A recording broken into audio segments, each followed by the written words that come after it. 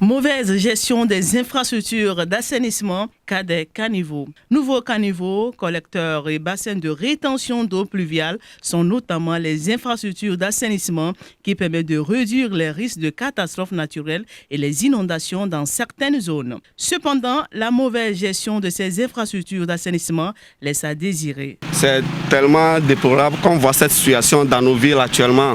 À l'heure de la saison pluvieuse, souvent les caniveaux sont bouchés par le jet des objets, souvent des eaux usées. C'est ça qui entraîne beaucoup de maladies.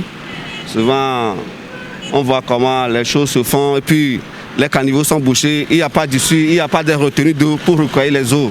C'est ce qu'on constate. Les caniveaux sont faits et puis les gens viennent jeter des eaux usées dedans et puis on ne sait pas par où les eaux vont passer. C'est ça le problème actuellement. Certains de nos concitoyens ne perçoivent pas le rôle fondamental des ouvrages d'assainissement. Ainsi, ils font des canalisations illicites pour le déversement des eaux usées directement dans les caniveaux ou encore chargent ces eaux avec des déchets et ordures ménagères, ce qui entraîne des conséquences sur la santé de la population. Pour mon message, ceux qui polluent les caniveaux, j'aimerais leur dire que, premièrement, la santé de l'homme, c'est très primordial.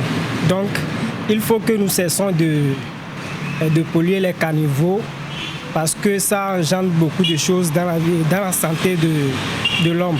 Par exemple, il y a beaucoup de maladies, il y a le paludisme, il y a un tas de maladies que l'on peut attraper par la pollution des caniveaux.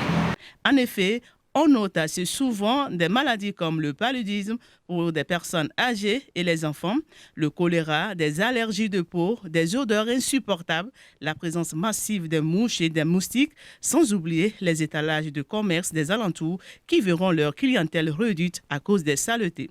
Pourtant, ce ne sont pas les actions de sensibilisation et de formation civique qui manquent. Si le gouvernement peut nous aider dans ce sens, en formant une équipe pour envoyer dans des maisons pour sensibiliser les personnes, je crois que ça peut nous aider aussi.